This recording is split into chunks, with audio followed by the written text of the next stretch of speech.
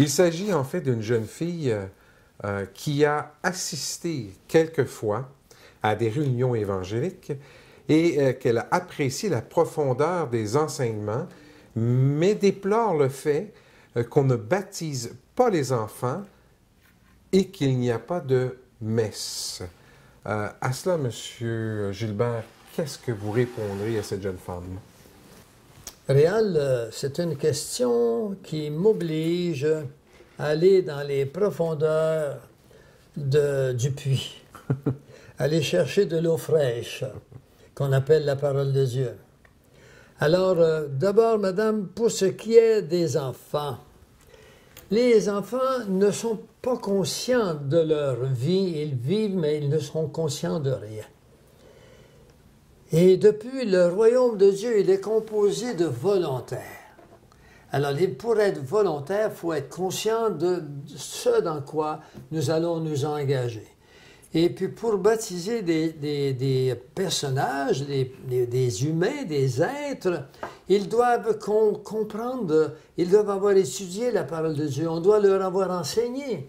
C'est pour ça qu'on les appelle les néophytes, on leur enseigne. Les enfants, on ne peut même pas leur enseigner.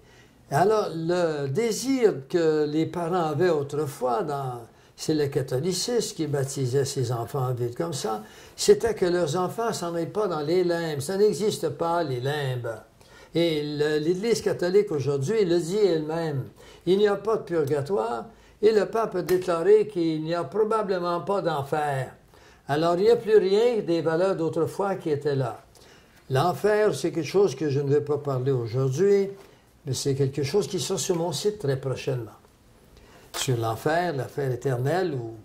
Et alors, les enfants, madame, s'ils meurent, vous savez qu'ils sont sur la dispensation de l'innocence. Ça, c'est ce qu'on appelle les dispensations, et ils ne sont pas enseignés, même dans la plupart des églises évangéliques. Et quand on comprend les dispensations, on peut se soumettre facilement à cette technique d'interprétation de la Bible qu'on appelle la règle de l'auditoire. Quand on en enseigne, qu'on parle à quelqu'un, qui est-il? Est-il sous la grâce? Est-il sous la loi? Est-ce que ça s'adresse aux nations? Est-ce que ça s'adresse à des enfants? Les enfants sont sous la dispensation de l'innocence. Ils ne peuvent pas vraiment pécher parce qu'ils ne sont pas conscients du péché. Adam et Ève ont vécu on ne sait combien d'années sur cette planète et ils étaient dans l'innocence jusqu'à ce qu'ils pêchent, qu'ils disent à Satan, « Oui, nous acceptons ta doctrine, vous serez comme des dieux. » Et Ève a voulu savoir quoi faire. Et là, elle l'a su par Satan, qui, la pomme, c'était un discours de séduction, il l'a séduite. Est-ce qu'il l'a séduite physiquement également? J'aurai un discours là-dessus un jour ou un autre. Pour le moment, elle a été séduite spirituellement. L'enfant ne pourrait pas être séduit spirituellement parce qu'il ne comprend pas. Alors, les enfants, jusqu'à l'âge de peut-être 6, 7, 8, 9, 10, il y en a qui ne comprennent pas avant 12 ans, on ne le sait pas. C'est ça que Dieu seul sait ça. Jusqu'à temps qu'un jour ils comprennent que, oh, c'est pas vrai, c'est pas correct de faire telle ou telle chose. Alors là, on peut leur enseigner le salut. Avant, c'est pas nécessairement inutile.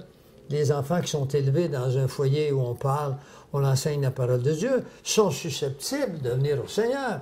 Ils sont dans une disposition qui le permet. Mais ce n'est pas parce que les parents sont évangéliques, je n'aime pas toujours dire le mot évangélique, je devrais dire chrétien, mais j'estime qu'il y a dans notre monde ce qu'on appelle le christianisme et la chrétienté. J'ai dit ça pour une première fois au Collège Saint-Laurent à Montréal, et puis il y en a qui ont dit, ben c'est quoi la différence? Mais la chrétienté, c'est l'ensemble des religions tout mêlées qui disent n'importe quoi, qui se disent chrétiens. Et le christianisme, c'est la doctrine de Jésus-Christ. À vous d'adhérer à la doctrine de Jésus-Christ ou à la Babylone des hommes. N'est-ce pas? Très bien l'affirmation. Alors, je vais vous dire pourquoi maintenant que le baptême, oui, on ne baptise pas les enfants pour cette raison-là, et nous non plus, nous n'avons pas de messe, et je veux que vous veniez avec moi dans la parole de Dieu. Nous allons aller ensemble dans Hébreux, chapitre 7, le verset 23 à 28, 23 à 28 de la parole de Dieu. Il est marqué ceci, on parle de Jésus ici. Jésus, oui, de plus, vous le lirez au préalable pour être dans le contexte, il faut comprendre ça, mais ces 3 versets sont couteaux. Et puis, il devrait faire tomber l'arbre au complet d'un seul coup. Parce que personne ne connaît ces choses dans le monde des religions. Je le lis. De plus, il y a eu des sacrificateurs en grand nombre, parce que la mort les empêchait d'être permanents. Cela veut dire que les sacrificateurs, c'est un mot du Nouveau Testament, parce que nous n'utilisons plus le mot prêtre dans le Nouveau Testament. Les prêtres, c'était ceux de la tribu de Lévi. Leur vie était consacrée à la parole de Dieu et au cérémonial du judaïsme. Le catholicisme est davantage judaïque que chrétien, parce que tout est basé sur le cérémonial et les rituels, les rites. Alors ici, c'est pour ça qu'il y en avait plusieurs, parce que quand un prêtre sacrificateur mourait, il fallait le remplacer nécessairement. Alors c'est pour ça qu'il y en avait plusieurs. Et là, le verset 24, « Sortez votre épée », mais lui, on parle de Jésus, parce qu'on parlait de Jésus au préalable, lui, parce qu'il demeure éternellement, possède un sacerdoce, tenez-vous, qui n'est pas transmissible. Alors, ceux qui se disent des prêtres, selon la parole de Dieu, vous avez manqué votre coup, votre sacerdoce n'est pas transmissible. C'était là autrefois, quand il y avait des sacrifices à offrir. Mais aujourd'hui, il n'y a plus de sacrifice. Parce que Jésus est le sacrifice même. Ce n'est plus le sang des agneaux, c'est le sang de Jésus. Et le sang des agneaux, il se détériorait. Mais le sang de Jésus, on le voit dans Pierre. Il est une semence incorruptible. Son sang ne peut se corrompre. Et celui qui est né et qui est entretenu spirituellement par le sang de Jésus ne peut se corrompre. Il n'y a plus de sacrifice à faire et on va le voir. Ici, dans le verset suivant, il nous a dit, c'est aussi pour cela que Jésus peut sauver parfaitement ceux qui s'approchent de Dieu par lui, étant toujours vivant pour intercéder en leur faveur. Est-ce que ça ne dit pas tout ça? Alors, chères dames, nous allons aller un pas plus loin, si vous voulez. Nous allons aller dans Hébreux 9. Hébreux 9 nous parle de quoi? Nous parle que le sacrifice de la messe n'a aucune valeur parce que pour qu'un sacrifice ait une valeur, il faut qu'il y ait du sang. Et il n'y a pas de sang dans la messe et Dieu ne veut pas non plus qu'il y ait de sang. C'est terminé.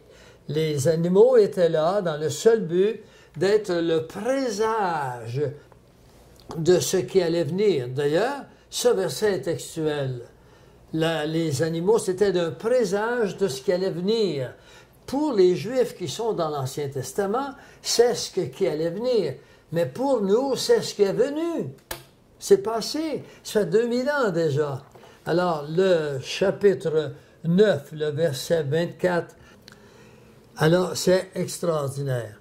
Et ce n'est pas pour s'offrir lui-même plusieurs fois qu'il y est entré comme le souverain sacrificateur, entre chaque année dans le sanctuaire avec du sang étranger. Autrement, il aurait fallu qu'il eût souffert plusieurs fois depuis la création du monde. Imaginez, le sacrificateur, le souverain, entre une fois par année, et déjà on parle qu'il faudrait plusieurs fois puisqu'il y a eu plusieurs années depuis. Mais dans la religion officielle, eh bien, c'est chaque matin qu'il faut le faire. Alors, ça ferait plusieurs fois. Et pourquoi est-ce qu'il ne le fait pas? Tandis que maintenant, à la fin des siècles, il a paru une seule fois pour abolir le péché par son sacrifice. Jésus a donc apparu une seule fois. Il est mort une seule fois. Puis il ne demande pas de renouveler son sacrifice, parce qu'il nous dira ailleurs que le sacrifice n'est que le renouvellement de nos péchés.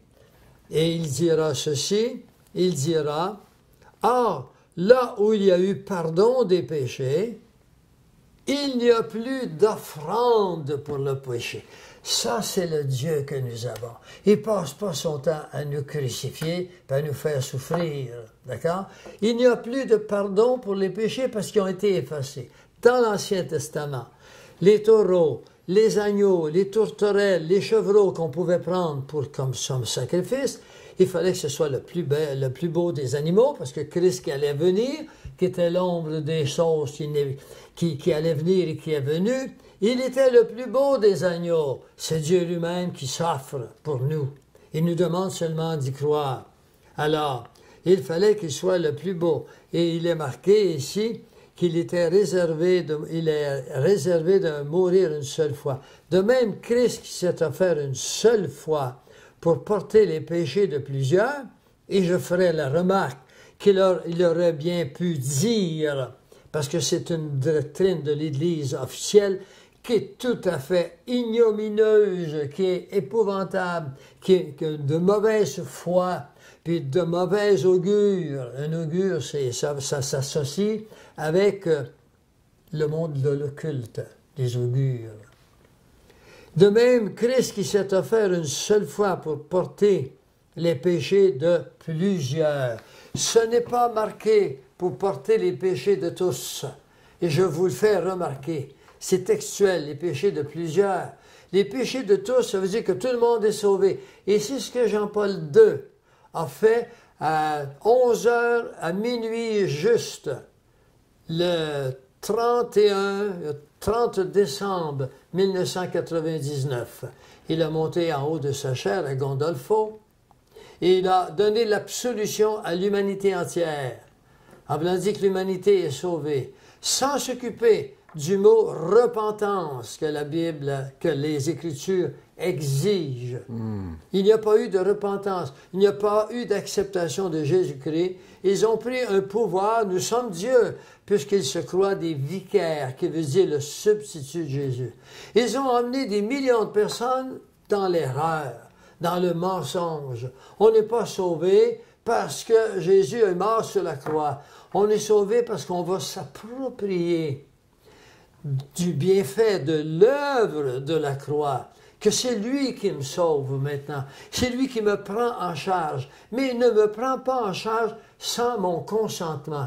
C'est du gentleman, ça. Mais qu'est-ce qu'on a contre le christianisme? Tu ne tueras pas, tu ne voleras pas, tu ne convoiteras pas la femme du voisin, tu aimeras tout le monde, tu aimeras ton prochain. Et quand je dis tout le monde, c'est pas une chose facile à faire. Non, c'est n'est-ce pas?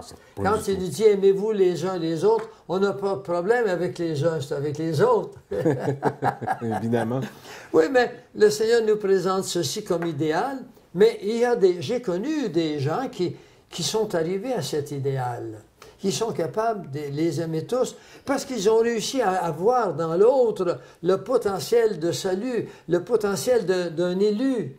Et ce potentiel-là, il faut l'exploiter jusqu'au bout et se laisser. Ce fut le cas de David Wilkerson, qui a converti le plus grand des bandits de la mafia de New York, qui s'est fait jeter en bas du deuxième étage. Il a été souffrant longtemps de ça. Et puis, ce bonhomme, il est aujourd'hui un pasteur. Alors, voyez-vous, il faut lire comme il faut, puis il faut voir que le christianisme est rempli de choses extraordinaires.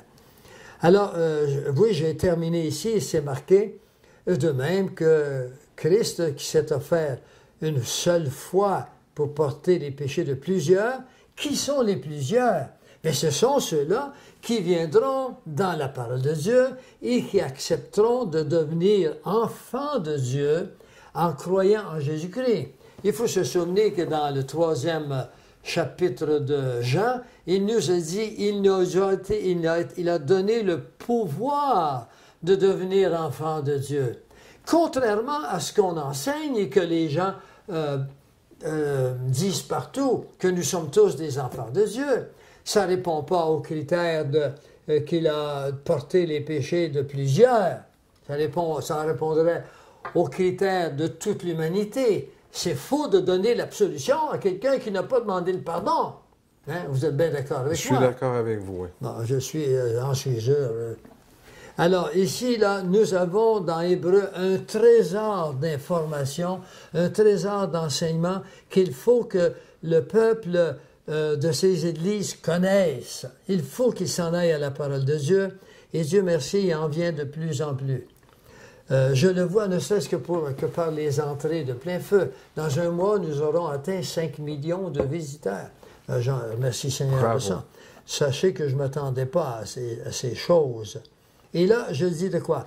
En effet, la loi, on est sur le judaïsme, qui possède une ombre des biens à venir et non l'exacte représentation des choses, ne peut jamais, par les mêmes sacrifices qu'on offre perpétuellement chaque année, et eux, chaque jour, amener les assistants à la perfection. Car il est impossible que le sang des taureaux et des boucs ôte les péchés. Le sang des taureaux et des boucs couvrait les péchés des gens de l'Ancien Testament. Alors que Jésus-Christ, il est marqué, lui, il ôte le péché. Il me semble que ça devrait, dans l'esprit de celui qui cherche Dieu, ça devrait être un cadeau extraordinaire de savoir que je peux me présenter, moi, avec assurance devant Dieu, puis il va me dire, viens mon enfant, parce que le Père ne me voit plus avec mes transgressions passées, il ne me voit pas avec mes transgressions présentes, et si je suis encore là demain, et jusqu'à temps qu'il vienne me chercher, mes transgressions que je ferai, il ne me verra jamais avec ses transgressions, sinon son Fils est venu inutilement, et c'est lui qui nous le dit. Alors, voilà ce qu'il en est, et dans Hébreux 10, voilà ce qu'il nous est dit, lorsqu'il y a eu pardon des péchés, il n'y a plus de sacrifice pour les péchés. Dans Hébreux 9, 22, et je termine ici cette grave question, il est question, il nous dit, approchons-nous avec un cœur sincère dans la plénitude de la foi, les cœurs purifiés d'une mauvaise conscience, parce que tout le cœur de l'âme, ils ne peuvent pas faire autrement que vivre dans des états d'esprit, de temps en autre en tous les cas, qu'on peut appeler une mauvaise conscience. Il venait tout nous l'enlever et le corps lavé d'une eau pure. C'est l'eau du rafraîchissement, c'est l'eau qui coule du cœur de Dieu. Ce n'est pas une eau qu'on boit, c'est une eau qui est composée de la vie. Est-ce que vous saviez que le mot oxygène vient du mot oxy, qui est un mot grec, qui veut dire vie, la vie. Il y a un qui est bio, l'autre c'est oxy, c'est grec, l'autre c'est latin, c'est bio. Et puis le mot gène à côté veut dire qui donne, d'accord? Une génération générique, enfin, ça veut dire qui donne la naissance à, qui crée, le mot la genèse, le début de la vie, le début des choses. Alors, le mot oxygène veut dire qu'il donne la vie. Alors, l'eau de Jésus donne la vie. Elle est composée d'oxygène et d'hydrogène. C'est cet atome qu'on ne comprend pas. Lorsqu'elle est combinée à un autre atome qui est un gaz, l'oxygène est un gaz, l'hydrogène est un gaz, elle crée de la matière qui est de l'eau. Les scientifiques ne comprennent pas encore ce phénomène. Ils ne comprendront jamais parce que la nature n'est pas composée que de statique. Dieu est en miracle constamment. La vie, c'est un miracle continu. C'est pas, il y a eu un miracle, il y en a constamment. Mon cœur bat actuellement, mon cerveau pense, comment est-ce que ça se fait? On ne le sait pas. Oh oui, bien sûr, il fait le lobda, puis il suit le rythme d'un cœur. Mais d'où vient l'énergie qui active mon cerveau? D'où vient l'énergie qui crée du sang, qui apporte l'oxygène avec une précision parfaite, au dixième de pression? Les molécules, les atomes, ou encore, si vous aimez mieux, le carbone qui arrive au bout du sang, là, avant que le sang entre dans la cellule, il a une pression osmotique inférieure à l'oxygène qui arrive de très, très peu. L'oxygène qui a été pris, chassé, le carbone qui a été utilisé comme déchet de l'oxygène qui a brûlé, il est poussé dans la circulation veineuse pour tourner au poumon avec une pression de très, très peu de choses. Et ça, si c'est précis, autrement, l'oxygène que prenne n'atteindra pas son but. Alors, c'est un miracle continu. Alors, on va s'intéresser au miracle que Dieu a fait dans le monde spirituel pour que nous puissions vivre éternellement avec lui. Le verset suivant, de 10-18, on vient de le voir, n'est-ce pas? Oui. Très bien. Et dans 9-22, il nous dit, approchons-nous avec un cœur sincère, dans la plénitude de la foi, les cœurs purifiés d'une mauvaise conscience et le corps lavé d'une eau pure, retenons fermement la profession de notre espérance, car celui qui a fait la promesse est fidèle. On ne doit jamais douter de la fidélité de Dieu, mais on doit douter de la fidélité des hommes. Alors, on se confie à Dieu et non aux hommes. Et c'est pour ça que je pourrais parler de la confession à un homme. Ce n'est pas biblique du tout. C'est un truc qui a été établi dans le but d'espionner les peuples au cours des siècles. J'en sais trop là-dessus, je pense, on y reviendra un autre jour. Donc, cela de la question... suffit pour la question. Donc, ceci, pour cette jeune femme, on s'adresse vraiment à ce... Pourquoi il n'y a pas de messe? La Bible est claire, tout simplement parce qu'ils ne sont pas... Sous l'Ancien Testament. Sous l'Ancien Testament. C'est sur l'Ancien Testament des sacrifices. Et voilà, donc on est sur le Nouveau Testament. Oui, si vous voulez aller sur l'Ancien Testament, vous devrez payer très cher, parce que si vous ne répondez pas aux critères, si vous faites un seul péché, un péché, c'est toujours la transgression d'une loi. Sans loi, il n'y a pas de péché. D'accord? Et voilà. Alors, si vous transgressez, c'est qu'il y avait une loi. Mais permettez-moi de vous dire que le décalogue, il y a 10 lois dans le décalogue, et le décalogue fait partie des 613 lois. Alors, il y en a 603 autres qui ont été rajoutées dans le Deutéronome, quand les Juifs sont entrés depuis l'Égypte, qui sont entrés en Terre Sainte. Alors là, ils ont été soumis à des lois. Les lois de vivre ensemble, ça prend plus de lois que d'être nomade dans le désert. Alors voilà ce qui en est. Donc, si vous voulez vous placer sur la loi, vous allez être obligé de payer cher, ça va vous coûter cher. Ça peut même vous coûter votre salut éternel. Malheur à qui se place sous la loi, et vous me faites penser, Réal, à quelque chose de très important. Et si vous me permettez, vous m'avez dit de prendre mon temps, n'est-ce pas? Bien sûr. Eh bien, je vais vous amener dans Éphésiens, parce que moi, c'est un des versets... Non, dans Galates plutôt, Galates 5.4. Galates 5.4, voilà. Galates 5.4, c'est un verset qui m'a renversé. Alors, voici les gens qui se placent sur la loi. Et c'est tellement facile.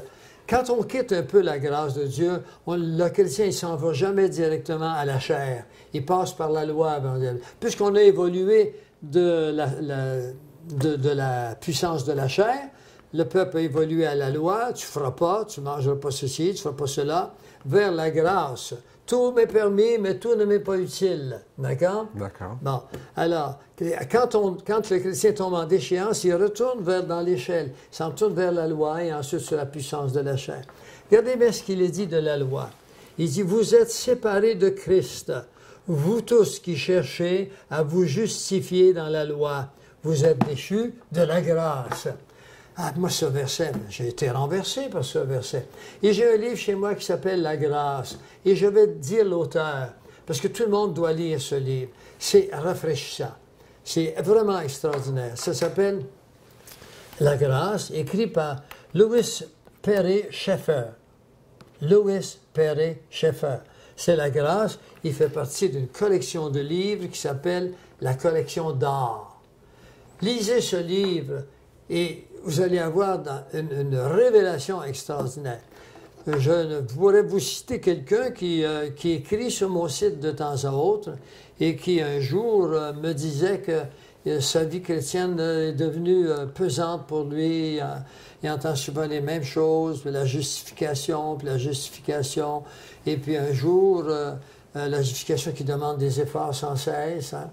Un jour, je lui ai présenté, lis ce livre, et ce livre a changé, non pas sa vie, elle était changée, mais a changé son attitude. La conception sur le futur. La conception de ce que nous avons en Jésus-Christ par la grâce. Le Jésus-Christ, je connais, c'est un Jésus-Christ de grâce seulement.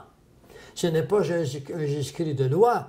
Pourquoi? Parce que lui a payé le coût de la loi. C'est comme si mon fils allait en prison et puis il demande à papa de venir payer le billet.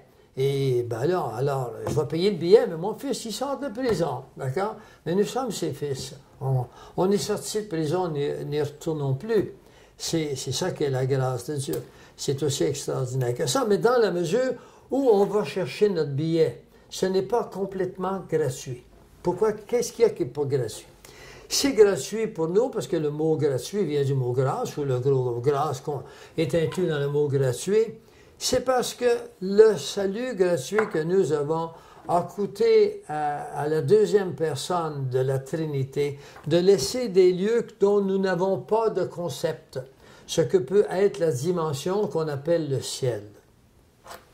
On n'a pas d'idée de ce que ça peut être parce que si j'ai une idée de ce que c'est, cette idée-là, elle est construite à partir des éléments de la Terre. Oui. Et je m'attends tellement plus que les éléments de la Terre que je sais que c'est au-delà des éléments de la Terre, donc extra, donc en plus de l'ordinaire, de l'ordre établi sur cette Terre. C'est gratuit, mais il faut aller chercher son billet.